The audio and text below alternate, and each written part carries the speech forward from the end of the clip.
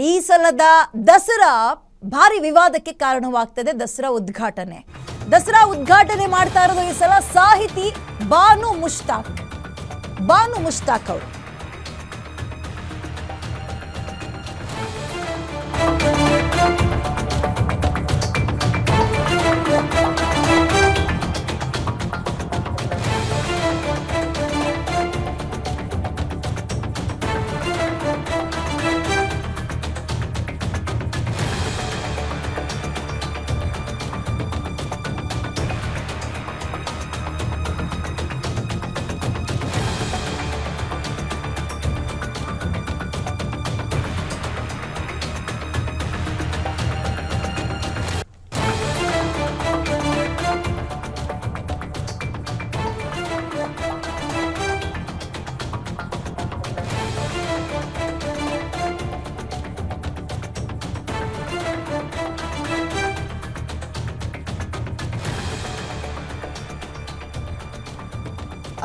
ಈ ಸಲದ ದಸರಾ ಉದ್ಘಾಟನೆ ಆರಂಭದಲ್ಲೇ ಭಾರಿ ವಿವಾದಕ್ಕೆ ಕಾರಣವಾಗ್ತದೆ. ಕಾರಣ ಈ ಸಲದ ಈ ದಸರಾ ಉದ್ಘಾಟನೆಗೆ ಬಾನು ಮುಷ್ತಾಕ್ ಅವ್ರನ್ನ ಆಯ್ಕೆ ಮಾಡಿರೋದಕ್ಕೆ ಭಾರಿ ವಿರೋಧಗಳು ವ್ಯಕ್ತವಾಗ್ತವೆ.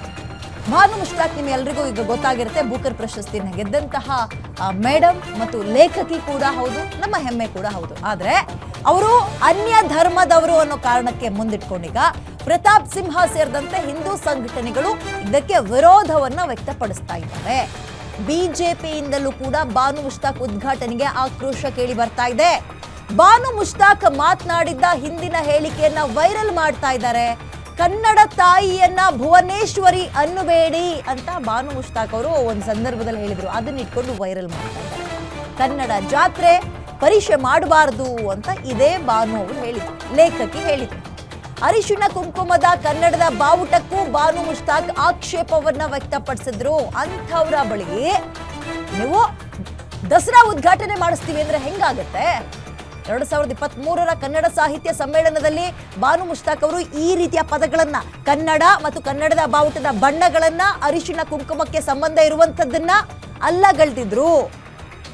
ಅವ್ರನ್ನ ಕರ್ಕೊಂಡು ಹೋಗಿ ನೀವು ನಾಡ ಹಬ್ಬಕ್ಕೆ ಕರೆದ್ರೆ ಹೆಂಗ್ರಿ? ಹಾಗಾದ್ರೆ 2023ರ ಬಾನು ಮುಷ್ತಾಕ್ ಅವರು ಮಾತಾಡಿರುವ ವಿಡಿಯೋ ಈಗ ವೈರಲ್ ಆಗ್ತದೆ. ಏನ್ ಹೇಳಿದ್ದಾರೆ ಅಂತ ಎಕ್ಸಾಕ್ಟ್ ಆಗಿ ಆ ವಿಡಿಯೋ ತೋರಿಸ್ತೀವಿ ಬನ್ನಿ.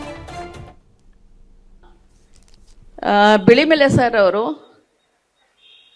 ಕನ್ನಡ ಭಾಷೆ, ಸಾಹಿತ್ಯ, ಸಂಸ್ಕೃತಿಯ ಬಗ್ಗೆ ಮಾತಾಡಿದರು. ಕನ್ನಡ ಭಾಷೆಯ ಬಗ್ಗೆ ಒಬ್ಬ ಅಲ್ಪಸಂಖ್ಯಾತ ಮಹಿಳೆಯಾಗಿ ನನ್ನ ಗ್ರಹಿಕೆ ಏನು ಅನ್ನೋದನ್ನು ನಿಮ್ಮ ಎದುರಿಗೆ ಇಡ್ತೀನಿ. ನಿಮ್ಗೆ ಇಷ್ಟ ಆಗತ್ತೋ ಕಷ್ಟ ಆಗತ್ತೋ ನನಗೆ ಗೊತ್ತಿಲ್ಲ. ಕನ್ನಡವನ್ನು ಭಾಷೆಯಾಗಿ ಬೆಳೀಲಿಕ್ಕೆ, ಕನ್ನಡವನ್ನು ಭಾಷೆಯಾಗಿ ಬಾನು ಮುಷ್ತಾಕ್ ಮಾತಾಡಲಿಕ್ಕೆ, ಆಕೆಯ ಮನೆಯವರು ಮಾತಾಡಲಿಕ್ಕೆ ನೀವು ಅವಕಾಶನೇ ಕೊಡಲಿಲ್ಲ. ಕನ್ನಡವನ್ನು ಕನ್ನಡ ಭುವನೇಶ್ವರಿಯಾಗಿ ಮಾಡಿಬಿಟ್ರಿ. ಕೆಂಪು ಮತ್ತು ಹಳದಿ ಅರಿಶಿಣ ಕುಂಕುಮದ ಬಾವುಟವನ್ನ ಹಾಕಿ, ಅರಿಶಿಣ ಕುಂಕುಮದಲ್ಲಿ ಆಕೆಯನ್ನ ಲೇಪಿತಳನ್ನಾಗಿ ಮಾಡಿಬಿಟ್ಟು ಆಕೆಯನ್ನ ಕರ್ಕೊಂಡೋಗಿ ಮಂದಾಸನದ ಮೇಲೆ ಕೂರಿಸ್ಬಿಟ್ರಿ. ನಾನು ಎಲ್ಲಿ ನಿಲ್ಲಬೇಕು? ನಾನು ಏನನ್ನ ನೋಡಬೇಕು? ನಾನು ಹೇಗೆ ಇನ್ವಾಲ್ವ್ ಆಗಬೇಕು? ನನ್ನ ಹೊರಗಟ್ಟುವಿಕೆ ಇವತ್ತಿಂದ ಅಲ್ಲ, ಯಾವತ್ತಿನಿಂದಲೋ ಆರಂಭ ಆಯಿತು, ಇವತ್ತು ಪೂರ್ಣಗೊಳ್ತಾ ಇದೆ ಅಷ್ಟೇ. ಈ ವಿಷಯಕ್ಕೆ ದಯಮಾಡಿ ನೀವುಗಳು ಆಲೋಚನೆ ಮಾಡಿ. ಯಾಕೆಂದರೆ ಯತ್ರ ನಾರ್ಯಸ್ತು ಪೂಜ್ಯಂತೆ ರಮಂತೆ ತತ್ರ ದೇವತಾಃ. ಮಹಿಳೆಯನ್ನ ಮಂದಾಸನದ ಮೇಲೆ ಕೂರಿಸಿದ ತಕ್ಷಣ ದೇವತೆಗಳು ಸಂತುಷ್ಟರಾಗ್ತಾರೆ. ಇಲ್ಲೂ ಕೂಡ ಕನ್ನಡಮ್ಮನ್ನ ದೇವಸ್ಥಾನದಲ್ಲಿ ಕೂರಿಸಿ ಮಂದಾಸನದ ಮೇಲೆ ಕೂರಿಸಿ ಮಹಿಳೆಯನ್ನ ಹೇಗೆ ತುಳಿತಾ ಇದ್ದೀರೋ, ದೌರ್ಜನ್ಯ ಮಾಡ್ತಾ ಇದ್ದೀರೋ, ಹಿಂಸೆ ಮಾಡ್ತಾ ಇದ್ದೀರೋ, ಈ ಥರ ಕನ್ನಡ ಭಾಷೆ ಮೇಲೆ ಕೂಡ ನೀವುಗಳು ದೌರ್ಜನ್ಯ ಮಾಡ್ತಾ ಇದ್ದೀರಿ. You are answerable to me. ನನಗೆ ಉತ್ತರ ಕೊಡಬೇಕಾದಂಥ ಒಂದು ಗೋಡೆಗೆ ಒತ್ತರಿಸ್ತಾ ಇದ್ದೀನಿ ನಾನು. ನಿಮಗೆ ಉತ್ತರ ಕೊಡಿ. ನನಗೆ ಕನ್ನಡವನ್ನು ಭುವನೇಶ್ವರಿಯನ್ನಾಗಿ ಮಾಡಿ, ಕನ್ನಡದ ರಥವನ್ನು ಎಳೆದು, ಕನ್ನಡದ ಜಾತ್ರೆಯನ್ನು ಮಾಡಿ, ಕನ್ನಡದ ಪರಿಷೆಯನ್ನು ಮಾಡಿ ಏನು ಮಾಡಿದ್ರಿ? ನನ್ನನ್ನು ಹೊರಗಟ್ಟಲಿಕ್ಕೆ ಎಷ್ಟು ಹುನ್ನಾರ ಬೇಕಿತ್ತ ನಿಮಗೆ? ಬಿಳಿಮೆಲೆ ಸರ್ ಅವರು ಕನ್ನಡ ಭಾಷೆ, ಸಾಹಿತ್ಯ ಸಂಸ್ಕೃತಿಯ ಬಗ್ಗೆ ಮಾತಾಡಿದರು. ಕನ್ನಡ ಭಾಷೆಯ ಬಗ್ಗೆ ಒಬ್ಬ ಅಲ್ಪಸಂಖ್ಯಾತ ಮಹಿಳೆಯಾಗಿ ನನ್ನ ಗ್ರಹಿಕೆ ಏನು ಅನ್ನೋದನ್ನು ನಿಮ್ಮ ಎದುರಿಗೆ ಇಡ್ತೀನಿ. ನಿಮ್ಗೆ ಇಷ್ಟ ಆಗತ್ತೋ ಕಷ್ಟ ಆಗತ್ತೋ ನನಗೆ ಗೊತ್ತಿಲ್ಲ. ಕನ್ನಡವನ್ನು ಭಾಷೆಯಾಗಿ ಬೆಳೀಲಿಕ್ಕೆ, ಕನ್ನಡವನ್ನು ಭಾಷೆಯಾಗಿ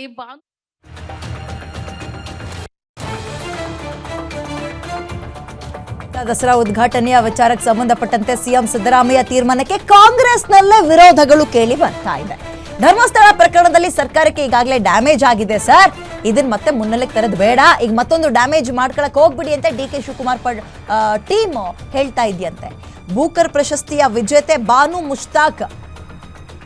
ಮುಷ್ತಾಕ್ ಮುಸ್ಲಿಂ ಸಮುದಾಯಕ್ಕೆ ಸೇರಿದವರು. ಆಮೇಲೆ ಈಗ ಆಗ್ತಾ ಇರೋದು ದಸರಾ ಹಬ್ಬ ನಾಡ ಹಬ್ಬ ಅಂತ ಕನ್ಸಿಡರ್ ಮಾಡಿದ್ರು, ಜಾತ್ಯತೀತತೆಯ ಹಬ್ಬ ಅಲ್ಲ ಅಲ್ವಾ ಅದು.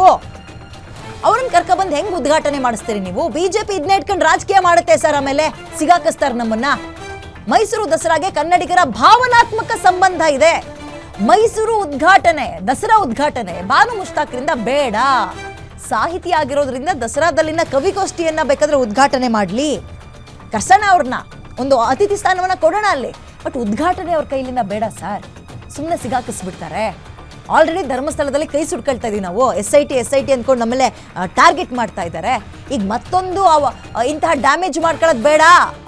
ಡಿ ಕೆ ಶಿವಕುಮಾರ್ ಅವರ ಟೀಮ್ ಹೇಳ್ತಾ ಇರುವಂಥದ್ದು ಅರ್ಥ ಆಯ್ತಲ್ಲ ನಿಮಗೆ? ಅಂದರೆ ಸಾಹಿತಿ ಬಾನು ಮುಷ್ತಾಕ್ ಅವರಿದ್ದಾರಲ್ಲ, ಇವರು ಇತ್ತೀಚಿನ ಅಂದರೆ ಬೂಕರ್ ಪ್ರಶಸ್ತಿಯನ್ನು ಸ್ವೀಕರಿಸಿದಂತಹ ಕನ್ನಡದ ಲೇಖಕಿ ಇವರು ಬಾನು ಮುಷ್ತಾಕ್ ಅವರು.